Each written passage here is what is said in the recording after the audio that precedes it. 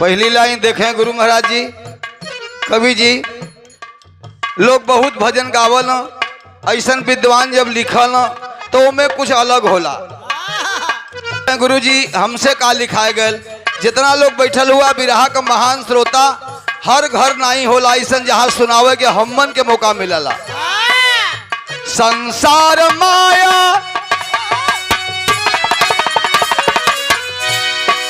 ध्यान दी है लाइन पर सरकार, संसार माया हो भजन महामाया,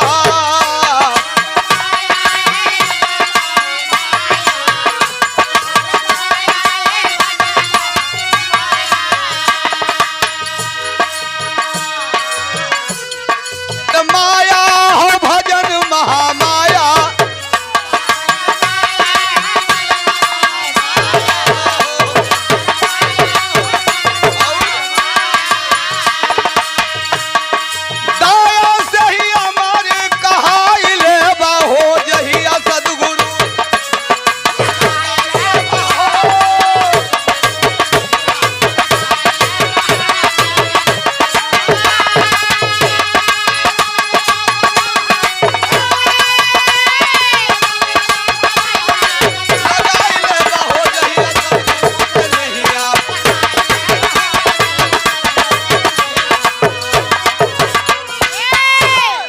परिवार से ही हमारे पहलवान बचवा की तरफ से फिर 200 रुपया पुरस्कार पुष्पाहार के साथ।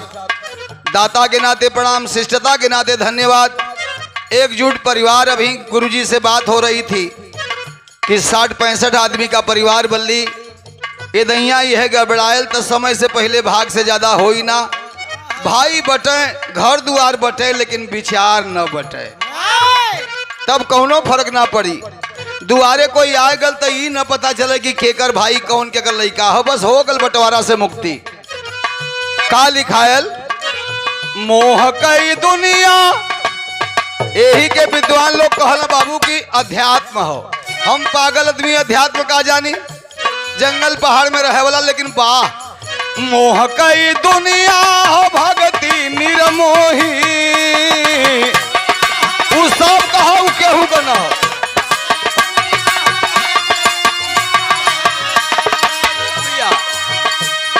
जो ही सब तो दर्शन दिखाई देबा हो, जहिया सदगुरु से नहिया लगाई लेबा हो।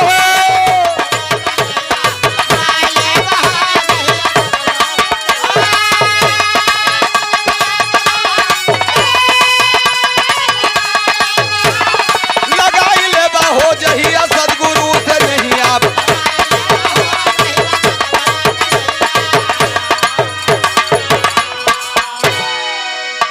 5 लाइन हो, लेकिन एको बार नहीं आई कि सरकार आप काली मल रहा, गड़वा घाट रहा, उनकर घर तो यही भक्तन का दोनों आंखें हो बेटवा। बनारस बा, गड़वा घाट स्वामी जी के दरबार बा, तो भाई ये लिखत बा लिखो। तनी तीसरी लाइन के स्वाद आप लोग लेला। माया में अइला, हाय हाय बारे प्रभु का लिखवावला तू। माया में अइला कैला जिंदगी अकारथ,